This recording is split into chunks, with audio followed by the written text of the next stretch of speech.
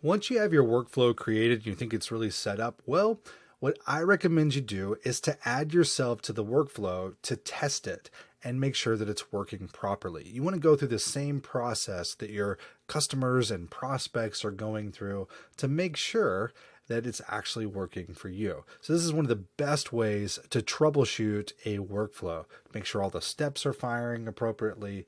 I would like to opt myself into these campaigns and workflows repeatedly and test out different things to make sure that they're all working appropriately. So to add yourself to the campaign, what you're going to do, add yourself to the CRM. So here's my record here. And then what I like to do is go to active campaigns and then just add the workflow that you want to add. Now, once you're done with that, it should add you in, and then you can go through and test it. Now, another thing that you can do when troubleshooting workflow is just to open up the workflow and make sure that all of your settings are correct. So let's jump into a workflow here that's already been created. So what you want to do is to go through each step and make sure that all of your settings are correct.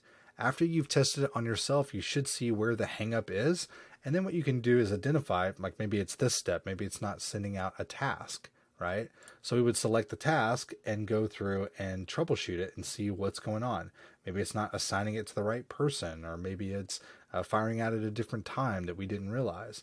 So if you really test it on yourself, that's the best way to troubleshoot workflows to make sure that they work well and are going to work for your customers.